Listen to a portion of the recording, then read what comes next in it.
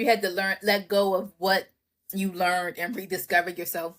And so that is a big thing. So Kashmir, how old were you when you started to like realize the things that you had learned or you taught yourself was like you had to relearn it? Who else felt like they had to go through a season of like unlearning and relearning things? This was a lot. Yeah, I know. Attachment styles get deep. And if you weren't here earlier, I recommended the book Attached. They also have a workbook that goes with it. Yes, this will be put up on YouTube. And if you're on the email list, you'll get the email as soon as it's up. You're still in that season, 28. Yeah, I feel like for me, it was like late 30s, late 30s, Neil. Not too much. Don't rush it, girl. Late 20s, early 30s. Yep, this is your season of unlearning and learning. I love that. You currently going through that. I love it. I love that you guys are so open and, working on growing, because I have some conversations and I just be like, or I see some things on 2 years ago. Don't say unfortunately, because it happened.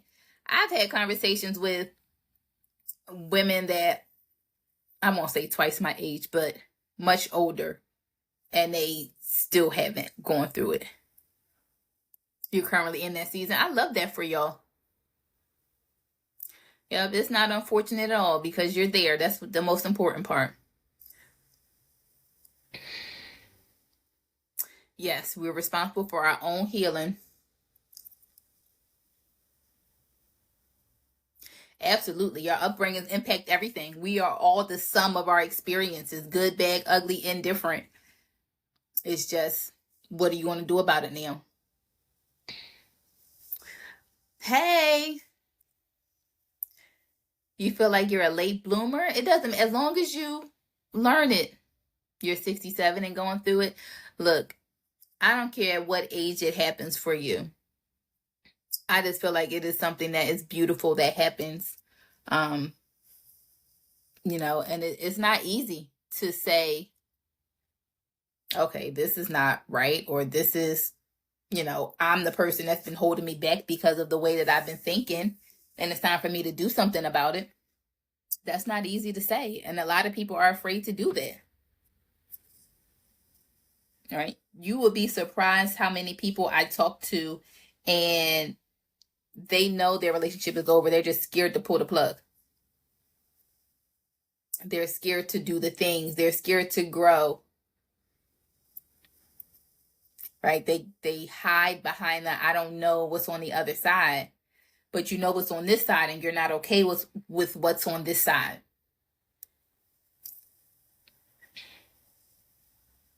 It's something you teach your kids. Yeah. It's important. Next week, I think you pulled the plug. Don't even matter how long it took. Exactly. I'm proud of you. I am proud of you.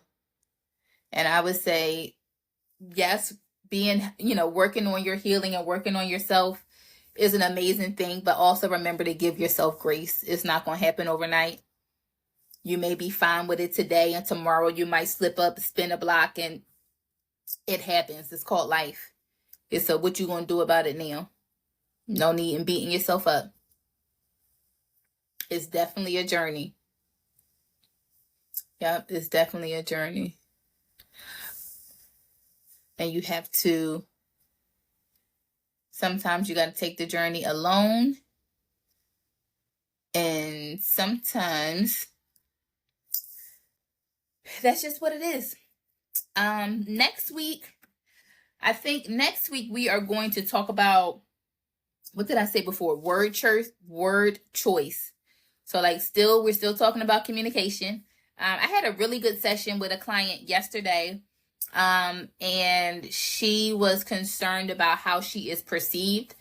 She feels like she is really assertive, and she has gotten feedback from people that she cares about that she can be offensive. And so we were talking about, word choice, how to respond. She also is somebody that always jumps in and wants to solve things. But remember, I told you guys about being more empathetic, and that may not be what you need or what they need, right? And Even if it doesn't make sense to you, it doesn't matter because it's not about you, it's about them, right? Everything is not about you. And so we had a really good session talking about, how to approach situations to be more empathetic.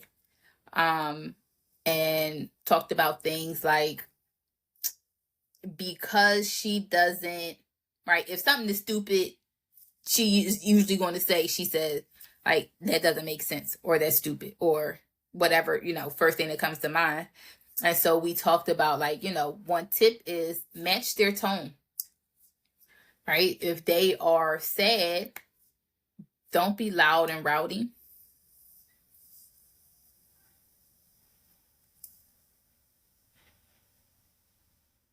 You spun the block a few times, and ain't nothing wrong with it.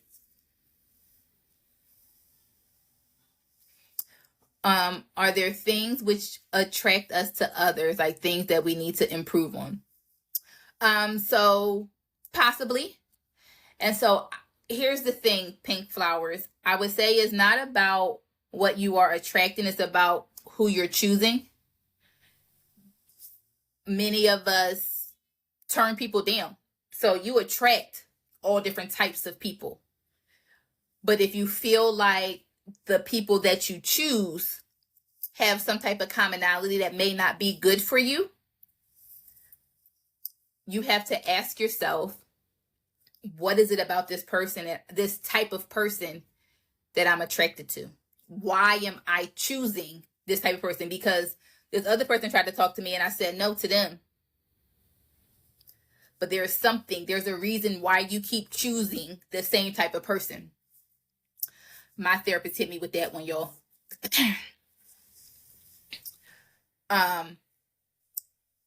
But yeah, there is a reason that you're choosing, but you have to ask yourself why.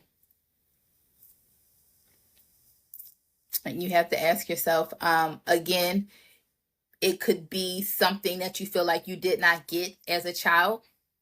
Yourself, again, it could be something that you feel like you did not get as a child.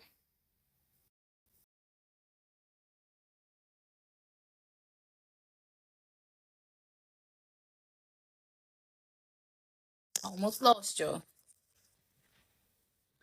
I'm glad that makes sense, right? And again, you might not think about it right away. You might not. It may take you some time to just sit with it in the morning or at night. Just start to think. What is it? Why do I choose this? Right? Because if you don't learn that lesson, you're going to keep choosing the same person over and over and over again. Right? This is why I tell people, like, I don't give relationship advice, meaning like I would never tell anybody to leave a situation or to break up or to get a divorce. I would never tell you that, because if you have not learned your lesson, the next person is going to be the same exact way. You got to stay there until you learn your lesson. Right? I had somebody, so there's a couple people that message me on here pretty frequently. And one messaged me like in the beginning, like when I was asking things y'all wanted to talk about. Unfortunately, she's in an abusive relationship. Right? My question back to her is, are you ready to leave? At that time, she was not. Right? And so that changes how we talk. And so my same question to her, what is it that's keeping you there? Right? And because for her, if you are in that, whatever situation you're in, right? Hopefully it's not physically abusive, but whatever situation you are in and you feel like it is not serving you, but you feel like you are stuck, or you're just not, whatever, scared to pull the plug or whatever it is, you have to ask yourself, what is keeping me here? Why am I afraid to leave? Because that is what you need to do or heal or whatever if you're ever going to leave. Right? If I'm just coming up with an example, if I am still in this relationship because financially I cannot support myself, right? Now that I know that, I'm honest with myself. If I do ever want to leave, that means I need to have a plan that puts me in a position where I can financially provide for myself. Because if you don't identify what is keeping you there and you just try to leave on a whim, that's when you really spin the block. right? But you got to put things in place and resources. And so that person I was just talking about, she actually messaged me, I think like 2 weeks ago. She actually left, right? And we talked about, when she was still there, I asked the same question, right? What's keeping you here? What do you need to leave? And so she wrote me this long message like, I left and it helped. I have put this, and this in place. Like, I've gone to rehab and right? That's amazing. I love when people, like, if she had left when she first told me, she might not have learned that. Like friends, family. Oh, hold on. Let me go back and read your question. So yes, your attachment style can change. A lot of times it changes based on the relationships that you have with somebody. So if you are an anxious attachment style, and so let's say you need the constant reassurance, if you get with somebody that is secure, and they reassure you without you having to ask, right? It kind of becomes second nature. You can kind of make that an expectation for you. And so, or you have somebody that is secure, and when y'all have conflict, y'all actually talk about it. They don't shut you out. They don't ignore you. So what that does is that's going to start to reframe your mind that just because we have an argument, it doesn't mean that they're leaving. I've had experiences where we actually were able to handle the conflict. All right, and so that's no longer something that makes you anxious. So it's absolutely possible to move from anxious to secure. It just depends on the types of relationships that you have and whether or not you are able to work on whatever those tendencies are.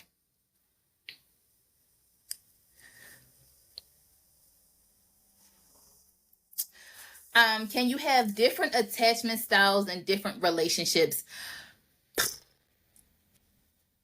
My initial answer is no.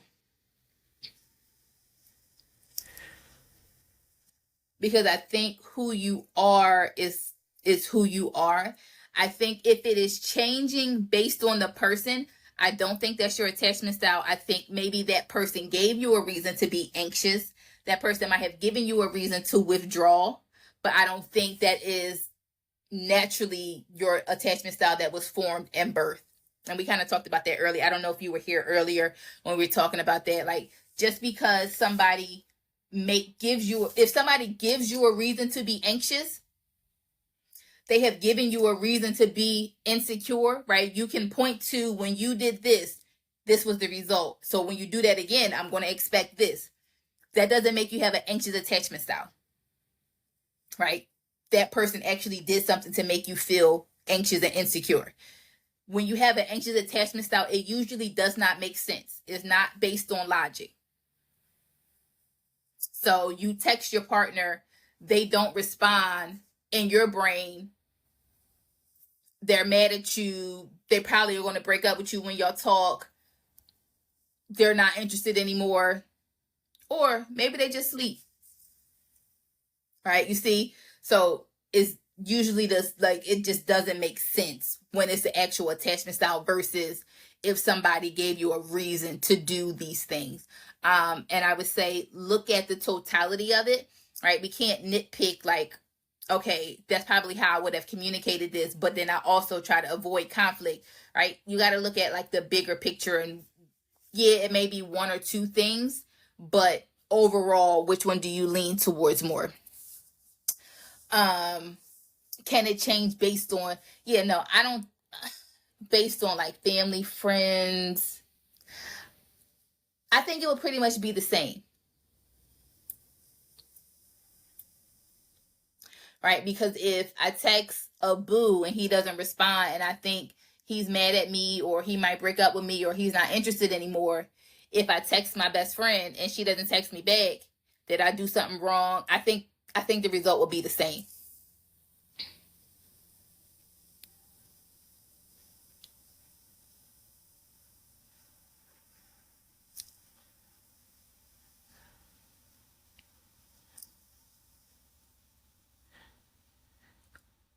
I'm trying that, but currently he said that when our arguments escalate, he has flashbacks of past relationships. Okay. And so that is possible. And so y'all have to figure out why the conversations keep escalating. Right? If you are both in a state, an emotional state where you guys are just both yelling at each other, you can't have a productive conversation. Right? When we first started this, I told you can't be logical and emotional at the same time. And so when you are yelling, screaming, hollering, cussing, it's time to take a break. You're not listening to each other. Both of you are just consumed with your emotions, and you are engulfed with them. You're not regulating your emotions. You're just letting it out. And that is scary. That is dangerous, because if you say something you can't take back, y'all might work through the issue, but you done said something in those moments that you can't take back.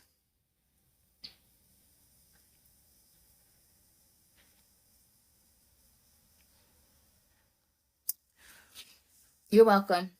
Sorry, I didn't see that second part of your question until after all of that. Today you said in your emotions, why are you shaking your head? That sounds like a good thing. Big Bentley.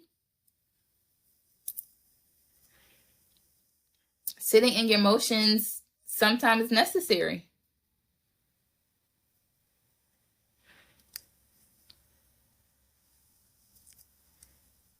Yep, sometimes it is necessary. Your heart still hurts, and that's okay.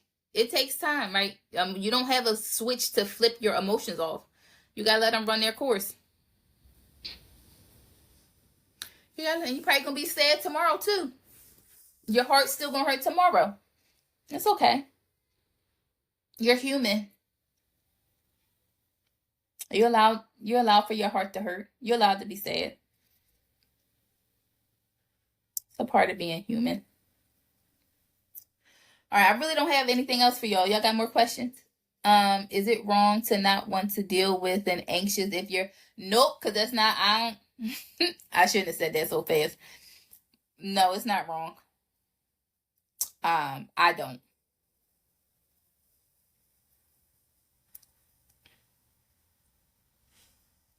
Yeah.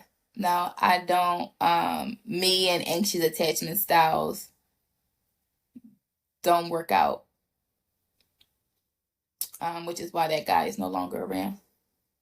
Even though you have longevity. Okay. So when I that is something that I can usually pick up on in the very beginning.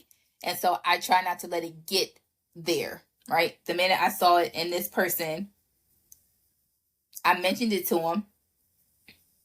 And then the whole texting me when I was asleep is just crazy to me.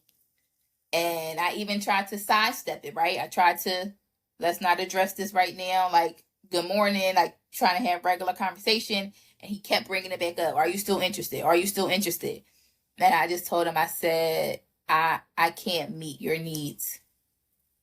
Right? Because needing to be reassured that I'm still interested when I was asleep is not going to work for me. And my lifestyle, I can't constantly reassure you like that. Right? I'm going to do what I can to make my person feel secure. But to need reassurance because it was 11 o'clock and I was asleep, that level I cannot do.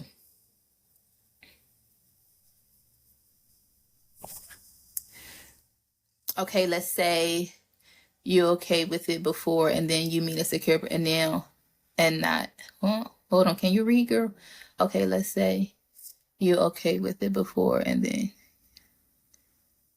now you can't. Okay, so here's the thing.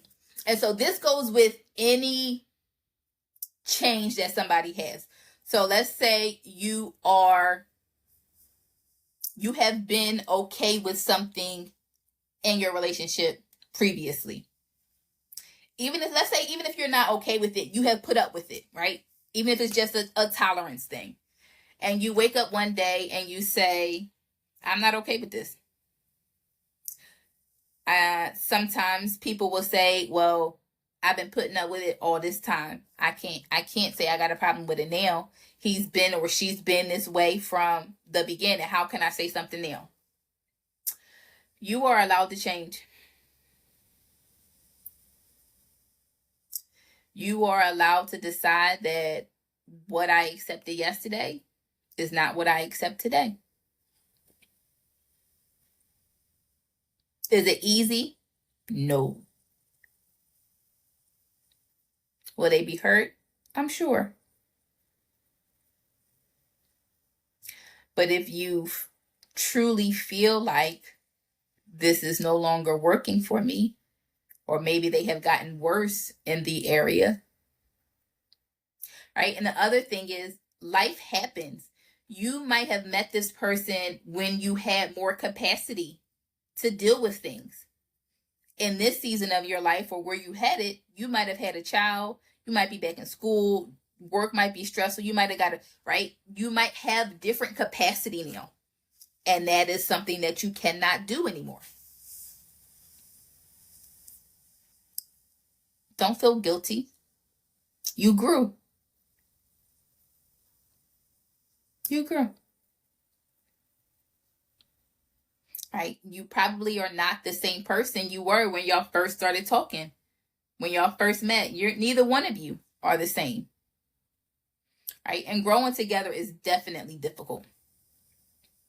Like, that's one of the things I'm most scared about. Growing together.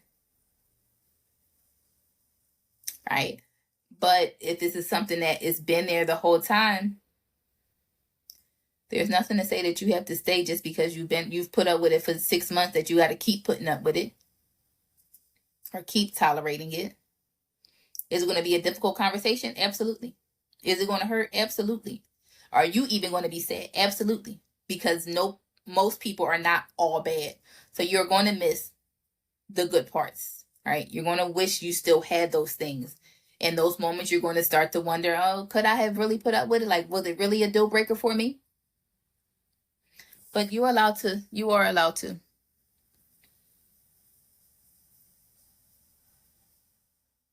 Yeah, so it's right, and that's the other thing, right? You might have you didn't know any better. Everybody changes. I had a conversation with a woman, and she actually just filed for divorce.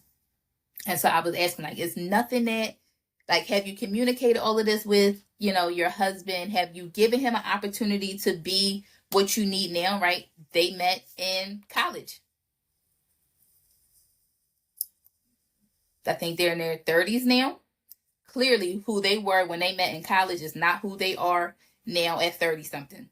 What you need changes. Right. And so I was asking, like, did you give him an opportunity to be what you need? Right. We are all going to grow. That is what life is about. Right.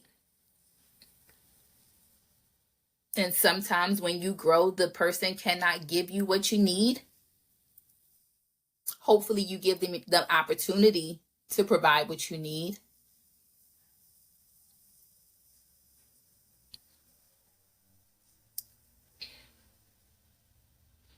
Right. But you grow.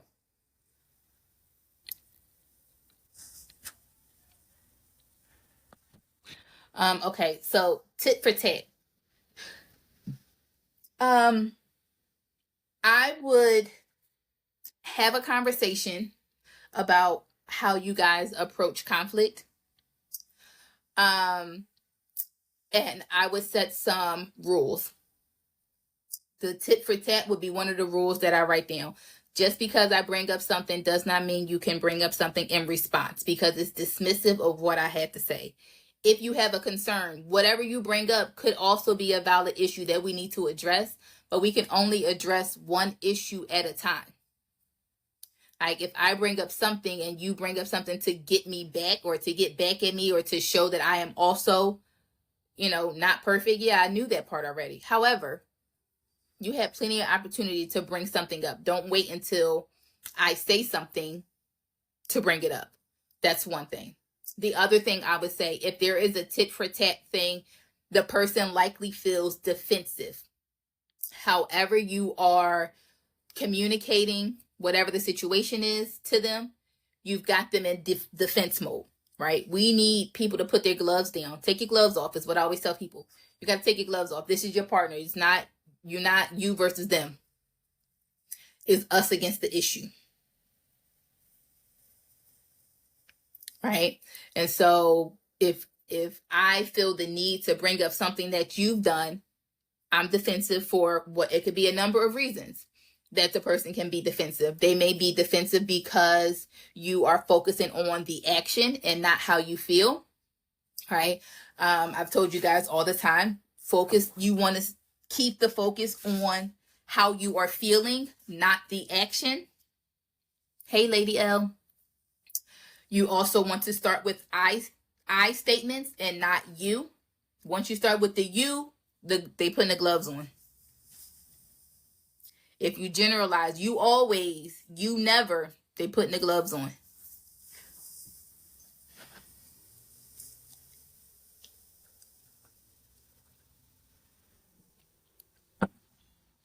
Okay?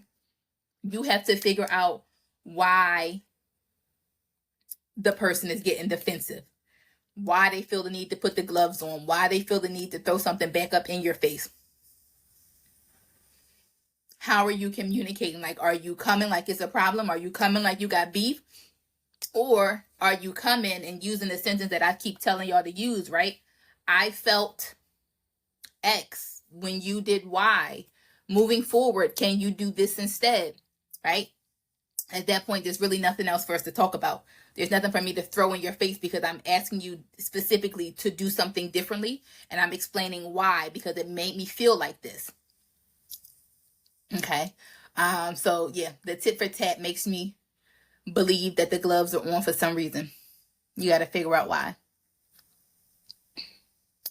How do you know if you have an anxious attachment style? We went through this earlier, but I will repeat it for you. You may have an anxious attachment style if you fear being too much or not enough. You need constant reassurance. You feel anxious if your partner pulls away. Usually the anxiousness is not logical. You start to spiral in your head and you start to make up stuff that doesn't really matter. So those are some of the signs that you have an anxious attachment style. How do you practice being a secure person when you're not surrounded by people who are? So people have been sharing kind of what they did. Let me go back over here because you said, Kashmir, what did you say? Because I asked you to.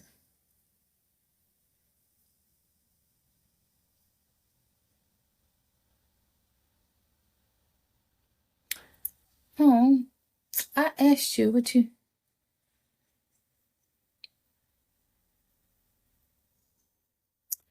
I can't remember. I can't find it. But for those of you that feel like you have grown from anxious to secure, what do you feel like helped you? I'll share mine too, but I know other people share and it might, other things may help. So for me, I think I had to, well, not I think, I had to be more confident in who I am and more comfortable with who I am. And I also had to recognize that just because a relationship does not work out, that doesn't mean that something is wrong with me. Right? It just means that we are two people that we could not coexist. And so with that, I think that season of my life where I had an anxious attachment style, I think I was yearning for a relationship.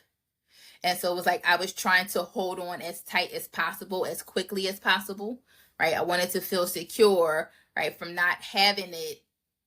And I will also maybe say it came from, like, I wasn't that cute in high school. Like, I had a real good glow up. And so I think from not having a lot of dating experience or boys interested in high school, I think it turned into like trying to grab, this is me trying to grab for a relationship and hold on, right? That was the anxiousness. And so any little thing that happened is, am I losing my grip? But I think the more comfortable I got and confident I got in myself and recognize also what I have to offer, like I'm pretty fucking dope, right? And so I had to get to that point to recognize that, yes, while a relationship would be comfortable, I'm also not afraid of losing it because I know that I will still be okay. And for me, that is what helped me become more secure in how I build relationships. I will also say my childhood didn't dictate an anxious attachment style. I come from a very secure household. So I think it was definitely learned behavior that I just had to unlearn and reprogram my brain.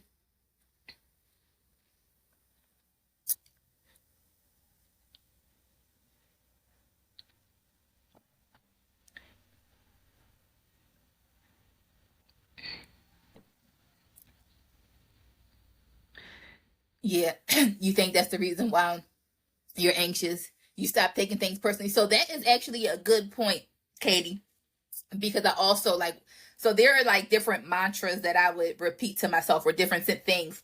And so one of the other things that I would repeat to myself in that season where I was unlearning and relearning was how people treat you have nothing to do with you. Right. So that guy that I thought we were going to get married and that was my last chance before 30 and he decided that he didn't want to be with me. I had to recognize that that was his decision. Like his decision not to be with me. It actually had nothing to, we had a great like BFFs. Like, which is why I think it hurts so much. Like, Dag, I really thought you was like, we was really like best friends, like finish each other's sentence best friends. Right. And so his decision to not be with me, I had nothing to do with it. Right. I had nothing to do with it. That was his own decision.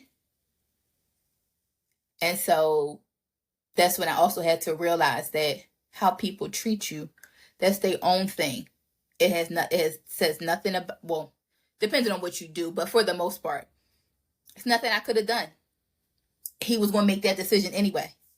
Like when I tell you we was like really BFFs, like no, never argument, like really locked in.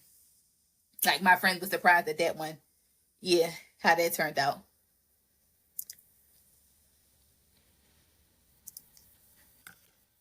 I think it says 19. I can't see either. Why is it yellow? I think it says 19.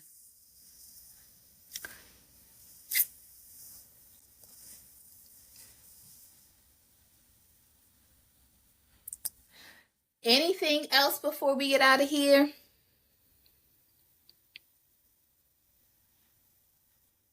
Thank you.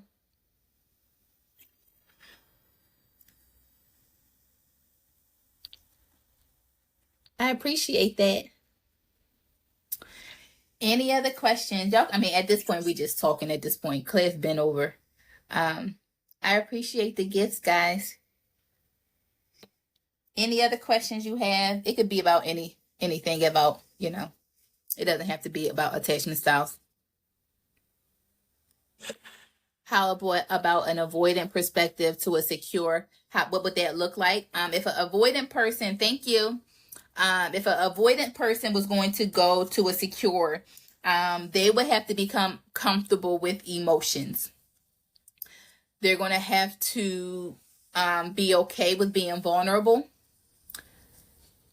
Oh, thank you. They're going to have to be okay with being vulnerable. They're going to have to address why emotions are so uncomfortable for them. They are going to have to kind of unlearn those things again with the unlearning, right? And recognize that emotions, they're trying to tell you something. And so it's nothing to be afraid of. They're nothing to avoid, because if you're avoiding your emotions, that means you are neglecting yourself. And I understand it doesn't feel good. I get it. But I tell y'all this all the time too. I saw a post on social media, the pain will leave once you learn the lesson. Right? So if you're going to go from avoidant to secure, you got to really experience those emotions and not be afraid of them.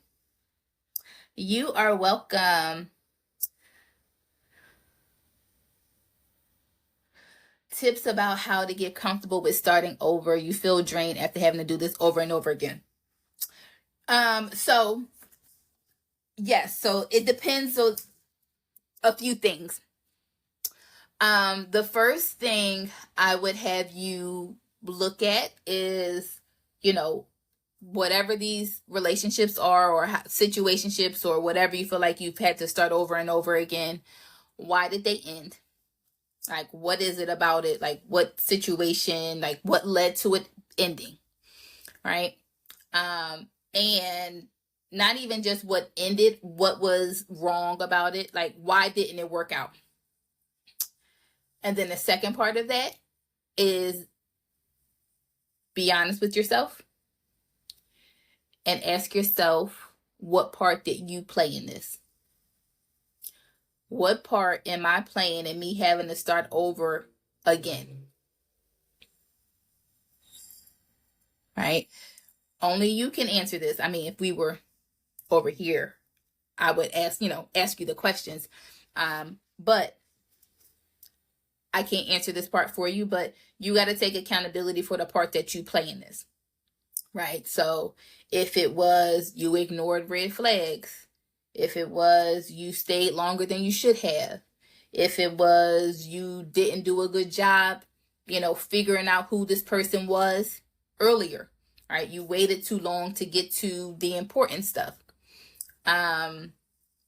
If it was you were just trying to hold on or feed this fantasy in your head about a relationship, like, right, whatever it is, like whatever part you played in it, right? Because we all still play a part.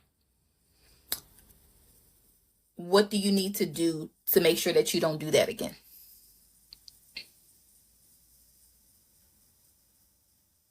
Right?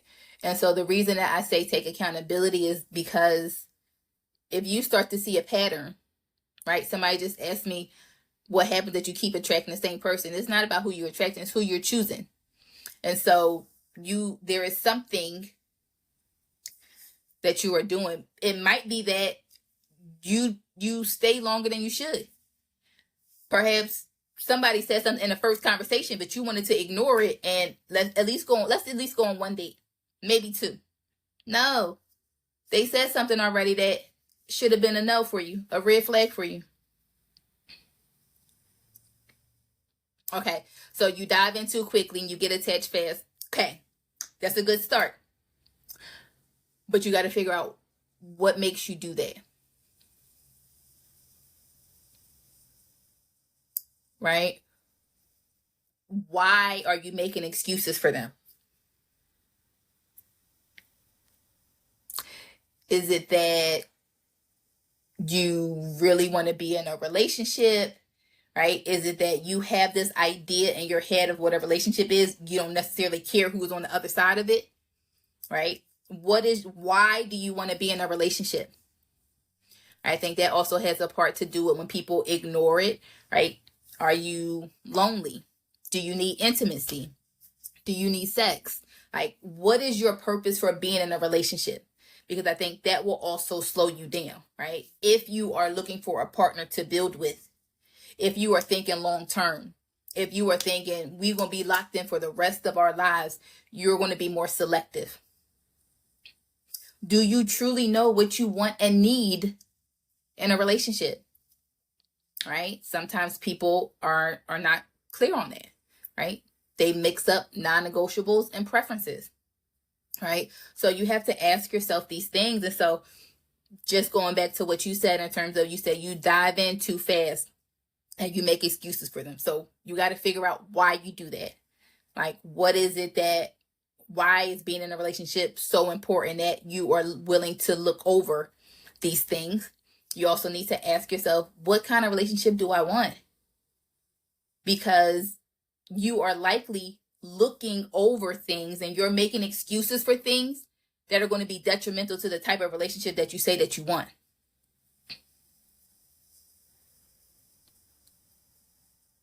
He has never opened your door for you. He is not but then you say you want a gentleman, but you ignored him not doing those things, right?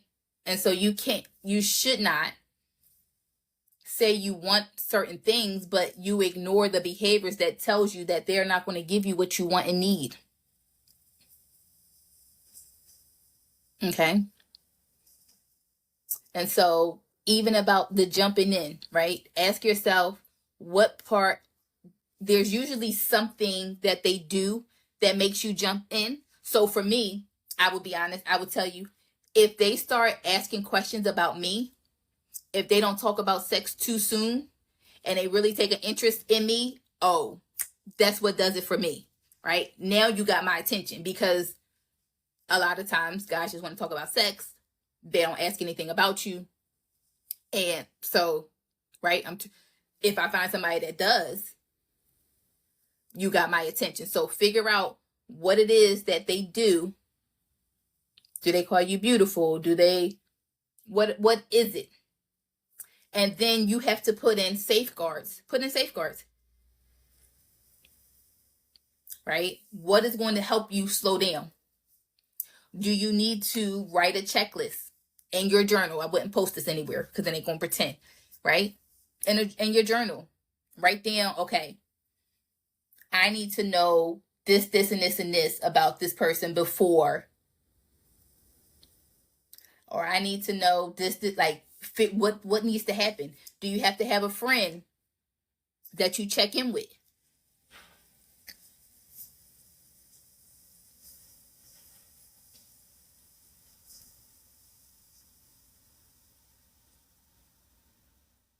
Okay. That's good that you understand that. And that is always, but you also have to look at what else do you need in a partner, right?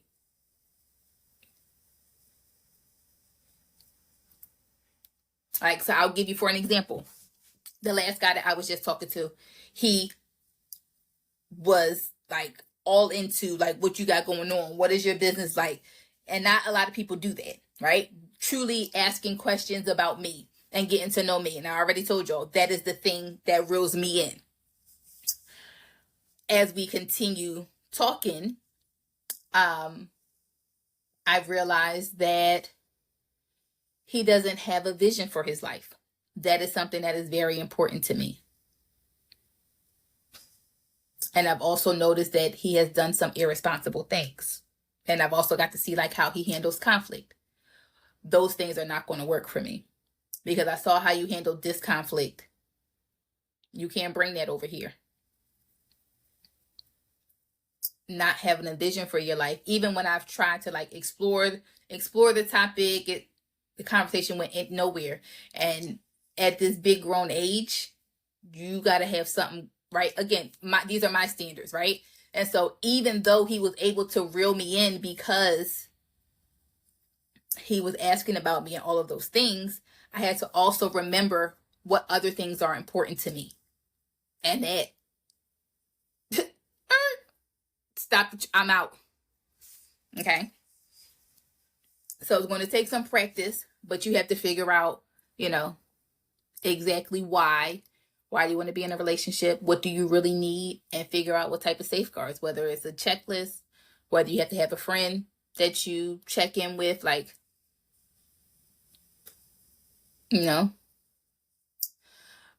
what about if you return back after some time? Have the problems been fixed? I wouldn't just separate for months or years and then just come back and just work like everything like nothing happened. We got to have a conversation about what went wrong and have a solution. Like, exactly what are we going to do? So if communication was an issue before, what exactly was wrong about communication? We hit below the belt.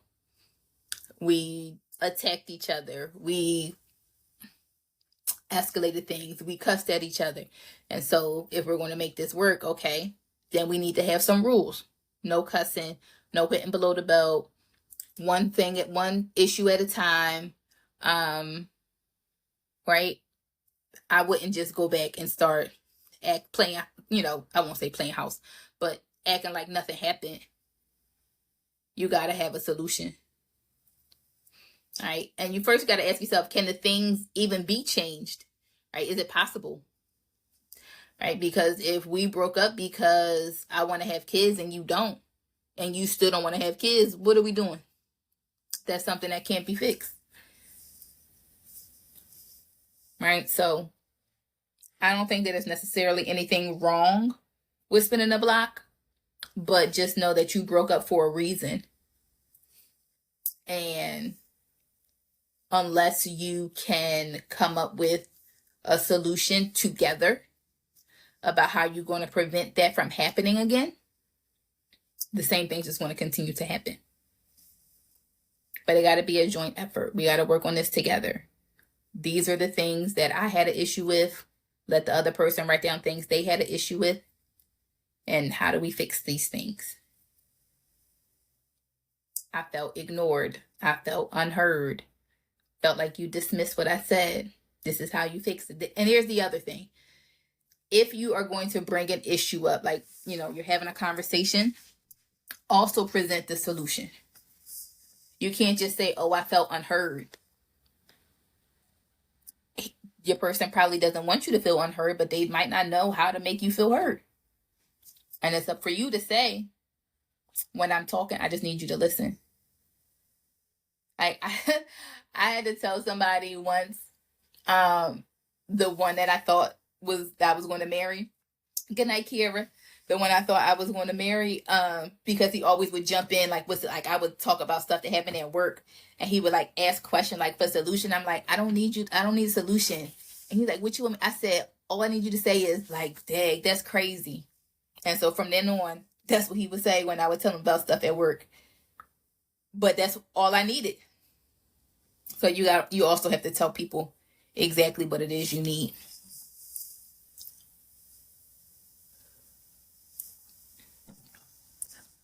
Any other questions? It's 10 o'clock. I'm supposed to be taking my hair out. Any other questions before I go take the rest of my hair out? Next week, we will talk about word choice, like communicating your tone, methods of communication, softening your tone if you feel like you have a very direct. We'll talk about bluntness and directness and how that's not necessarily the best way to communicate. We will also talk about how just because it's true, it doesn't mean it needs to be said. How to say things.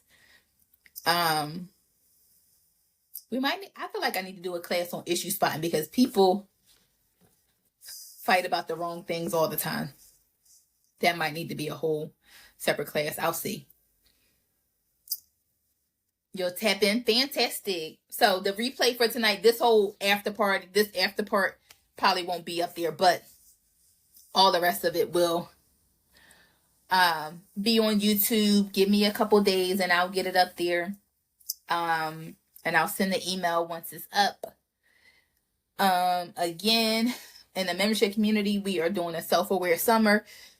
These classes I think we got 4 more classes. The end of May. I am not teaching this summer. You'll have to join my membership community for our self-aware summer. So I have done a class. Didn't we talk about effective communication already? So the replay should be on YouTube. But we've talked about effective communication. We've talked about negative communication styles, I believe. Didn't we? It's been so many classes, I'm starting to forget what we talked about. I feel like we already did the class on effective communication. That's when I gave y'all the sentence to use and figuring out when the breakdown is. I think we already did that class. Yeah. Okay. The link is in my bio for the YouTube page. So if there's nothing else, good night, you beautiful people. I will see you guys next week. Good night, ladies.